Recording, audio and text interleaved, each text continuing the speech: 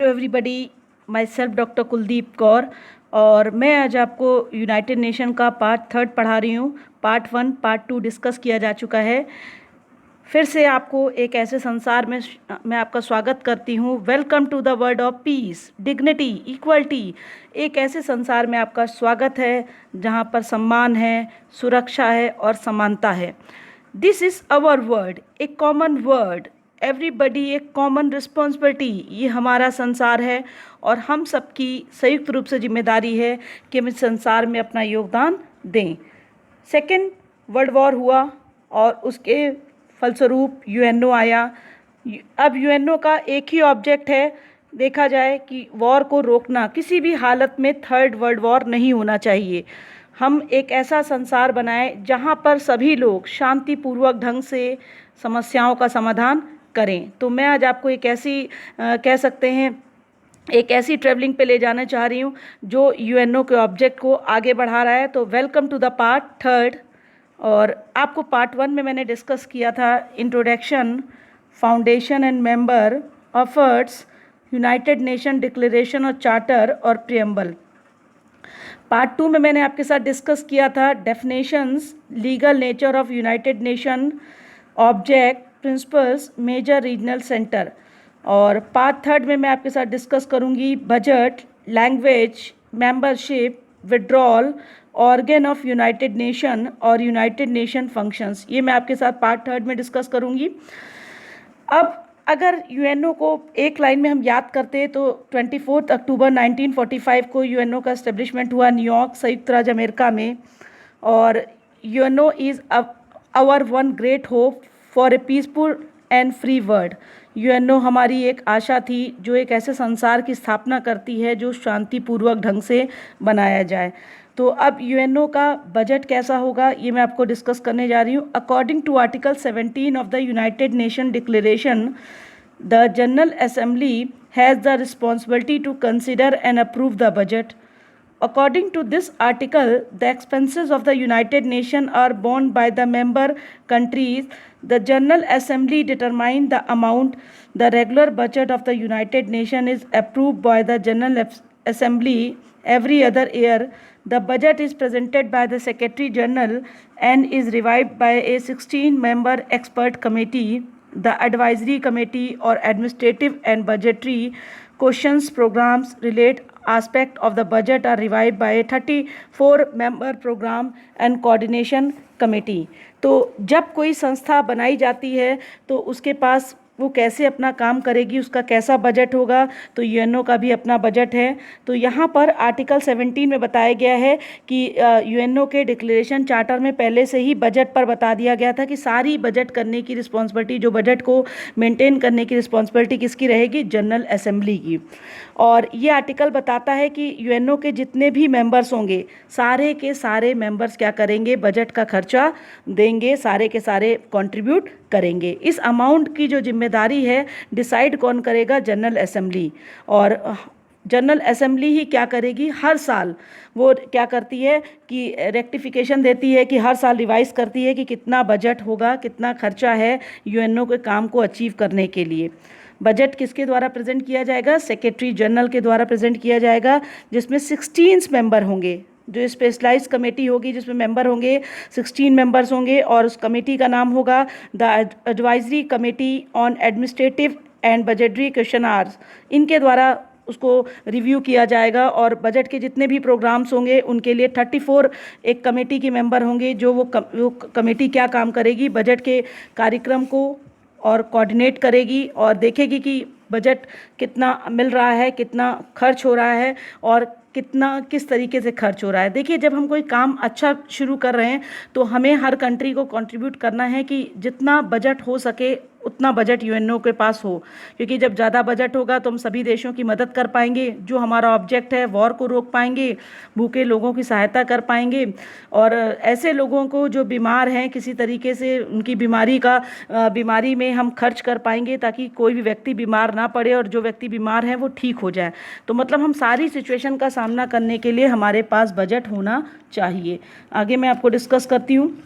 The Committee on Contribution, a subsidiary of the General Assembly, has been assigned the responsibility of determining the amount to be paid by various countries.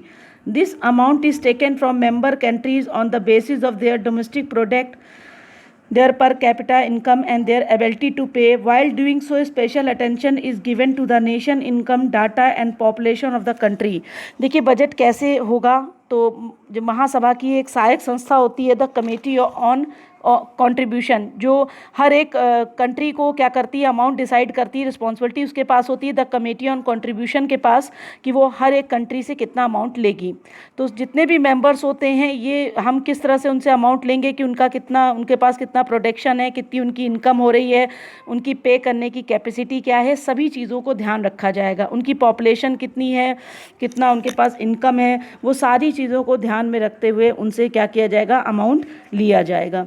ये नहीं कि किसी country पर हमें ज़बरदस्ती क्या करना है, बर्डन बनना है। हर एक कंट्री की पॉपुलेशन के हिसाब से, उनकी इनकम के हिसाब से, उनकी प्रोडक्शन के हिसाब से, उनकी कैपेसिटी के अनुसार ही उनसे अमाउंट लिया जाएगा।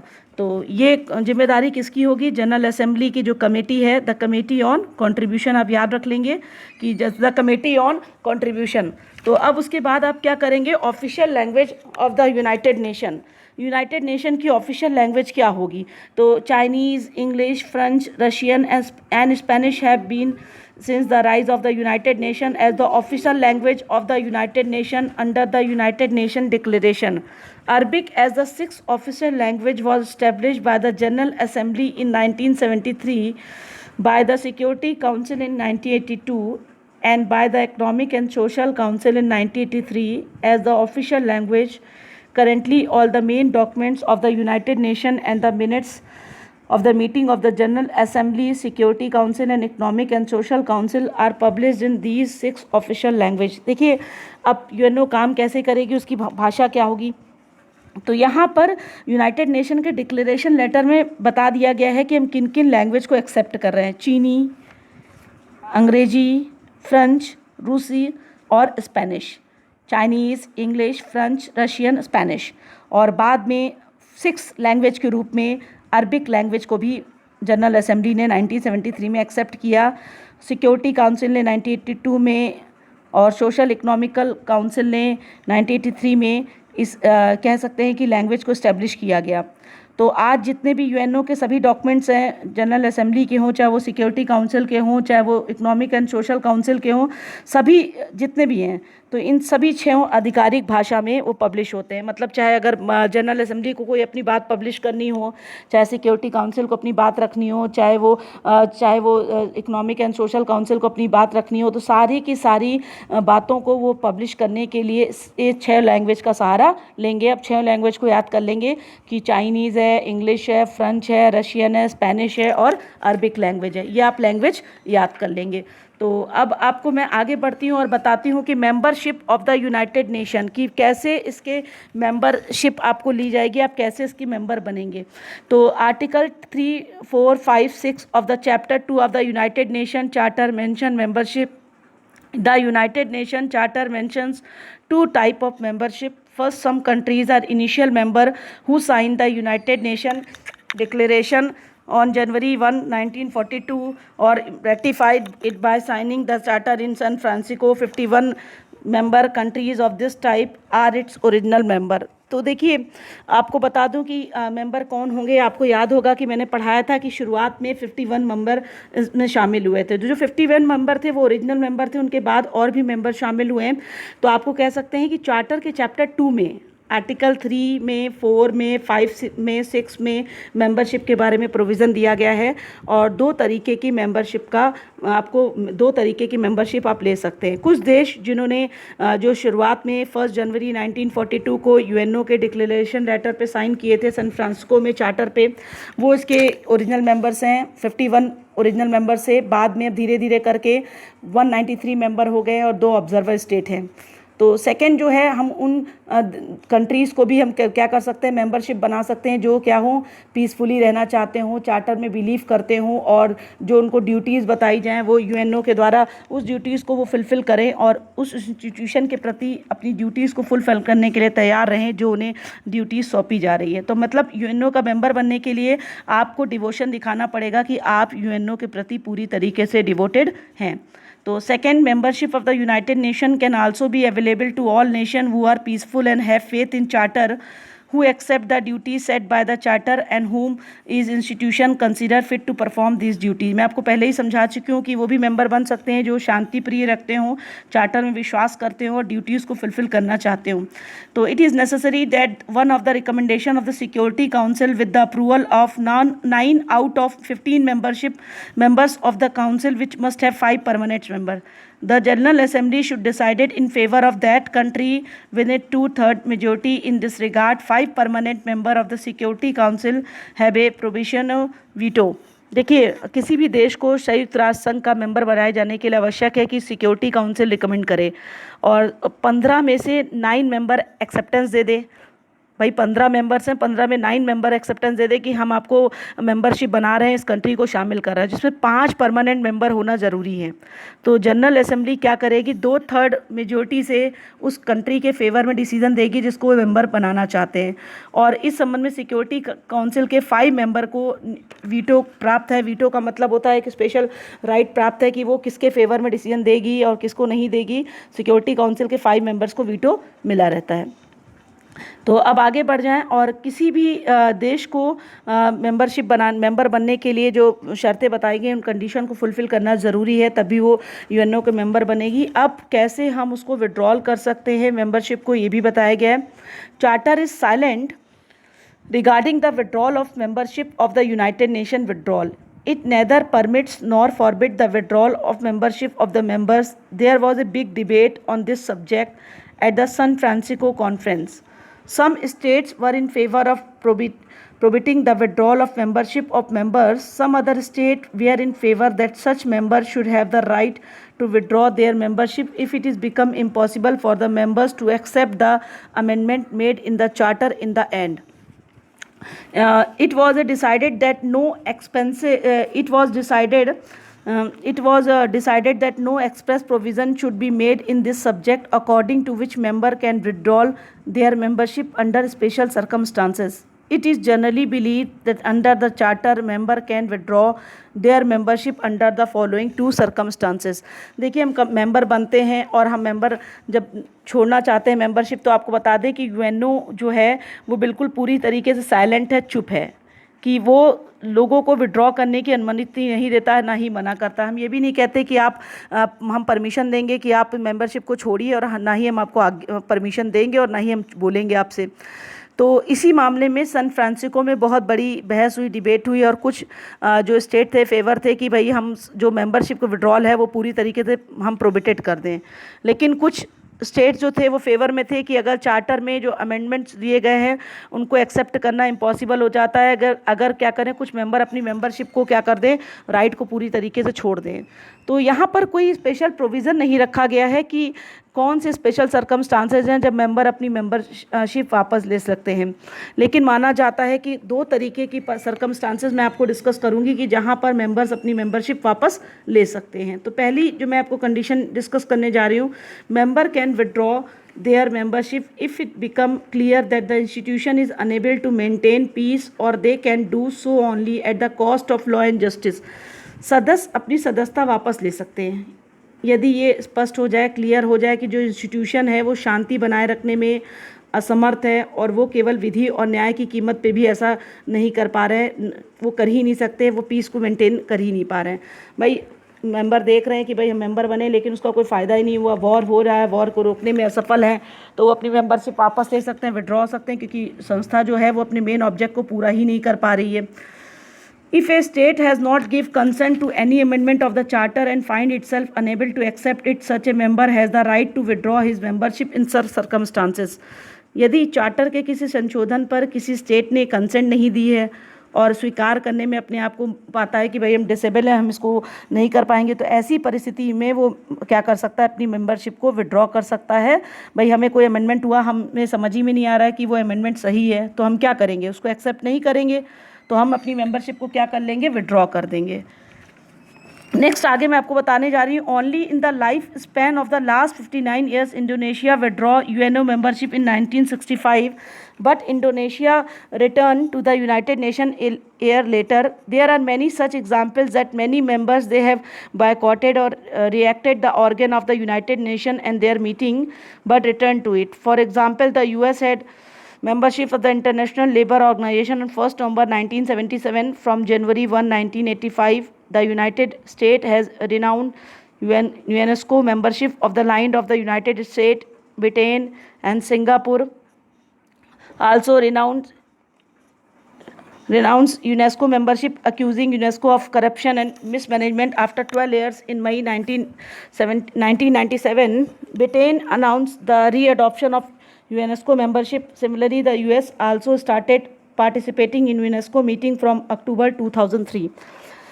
देखिए 59 साल के जीवन काल में इंडोनेशिया ने 1965 में यूएनओ की मेंबरशिप को छोड़ दिया था, विड्रॉ कर दिया था, लेकिन फिर एक साल बाद ही इंडोनेशिया क्या हुआ, यूनाइटेड नेशन में शामिल हो गया। और ऐसे बहुत सारे उदाहरण मिलते हैं कि यूनाइटेड नेशन के ऑर्गन का, उनकी मीटिंग का बहुत सारे लोगों ने क्या किया, बायकॉट किया और मेंबरशिप को छोड़ दी स्टेट्स ने, लेकिन फिर वो लौट आए, फिर वो कंट्री लौट आई, क्योंकि उन्हें लगा कि शायद जो उनको बायकॉट था वो गलत था और यूएनओ अपने काम को ईमानदारी से कर रही है। उदाहरण के लिए कह सकते हैं कि अमेरिका ने 1 नवंबर 1977 को अंतर्राष्ट्रीय लेबर ऑर्गेनाइजेशन की जो मेंबरशिप थी छोड़ दी। फिर 1 जनवरी 1985 में अमेरिका ने यूनेस्को की मेंबरशिप को भी छोड़ा। फिर उसी की देख रेख में उसको देखते हुए ब्रिटेन और सिंगापुर ने भी यूनेस्को पर भ्रष्टाचार के, मिसमैनेजमेंट के, करप्शन के और मिसमैनेजमेंट के कई आरोप लगाए और उसकी यूनेस्को की मेंबरशिप को छोड़ दिया।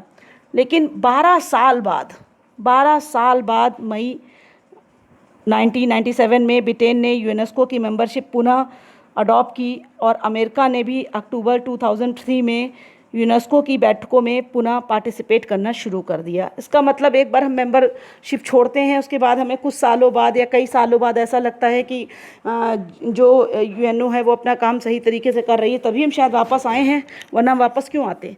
हमें लगा कि वो काम सही से कर रही है, इसलिए हम क्या किया, हम दोबारा वो कंट्री अपने आप ही वापस आ गई। तो चलिए ये कह सकते हैं कि जो वापस गए वो वापस आ गए।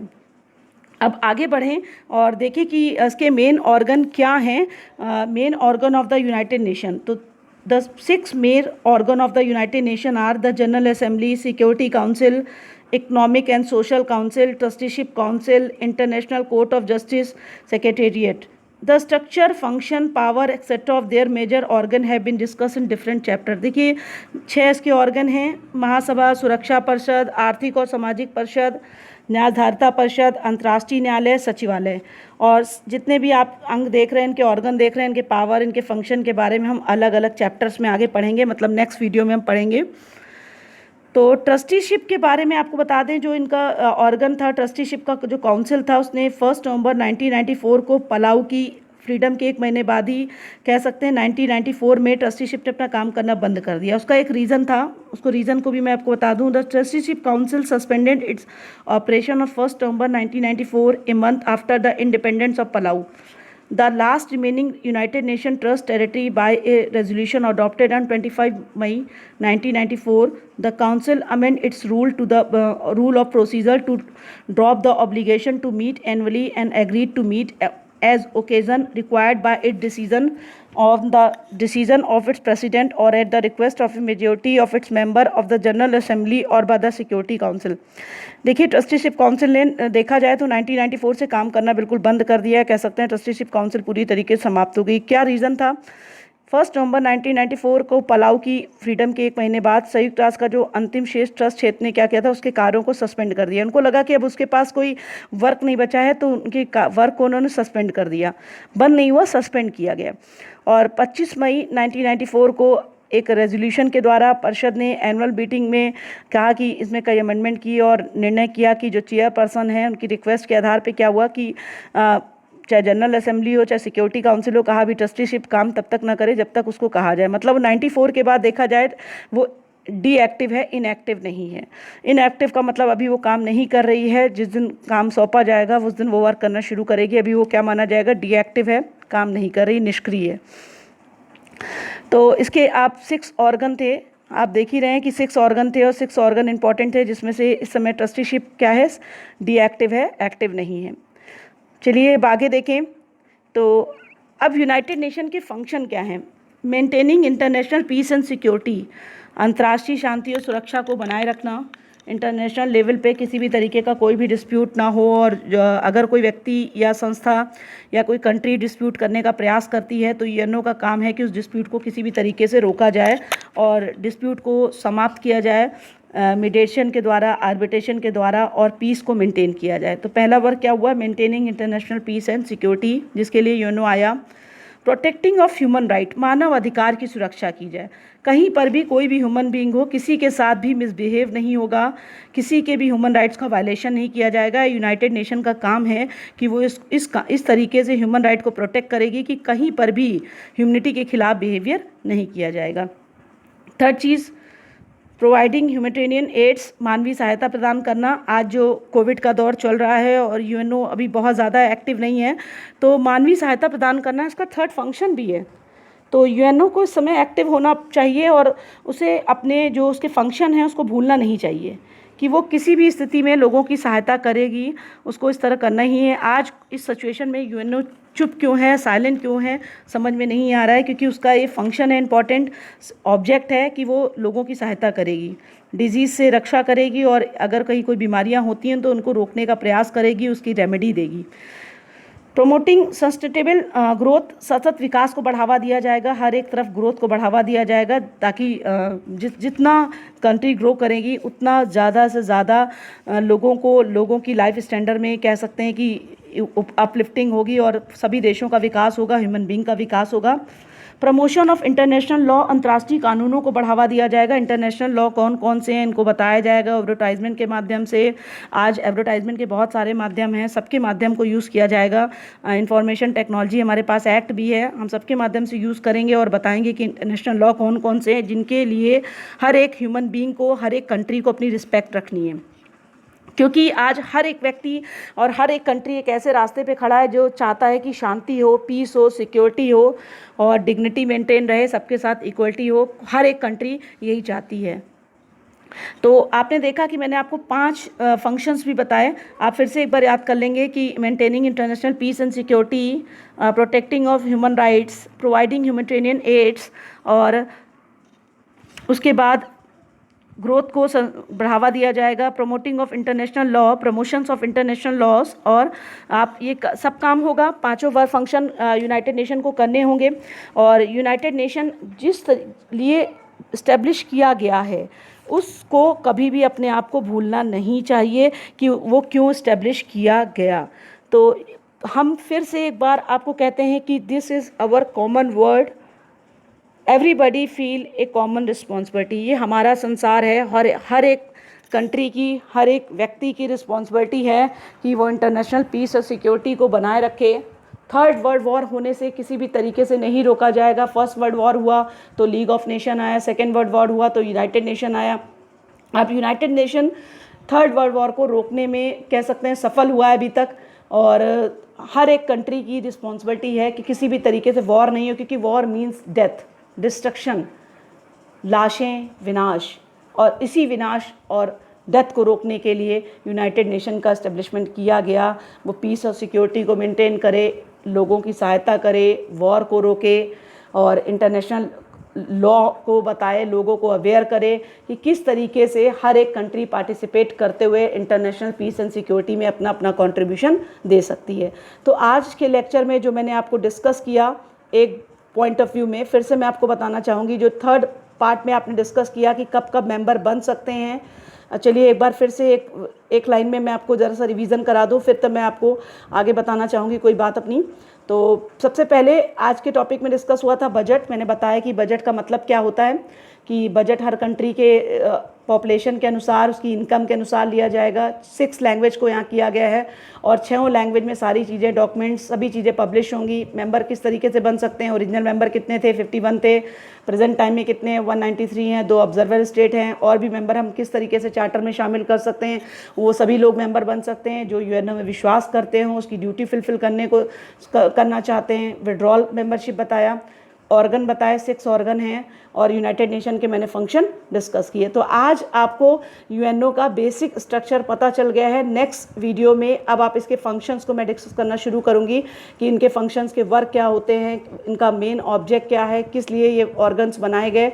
तो आज आप यूएनओ को समझ गए होंगे कि यूएनओ की हिस्ट्री क्या थी। ये सब मैं आपको फर्स्ट पार्ट और सेकेंड पार्ट अगर आपने देखा होगा तो आप सब कुछ मैंने आपको बता दिया है। Please like, share, subscribe my channel. अगर आपको मेरी बातें अच्छी लगती हों तो प्लीज़ नॉलेज के, ज्ञान को दिए को रोकिए नहीं, आप आगे बढ़ाइए। मेरे चैनल को लाइक करिए, शेयर करिए, सब्सक्राइब करिए, लिसन करिए। और कहते हैं कि चेन कभी टूटनी नहीं चाहिए। जो भी चीज़ हम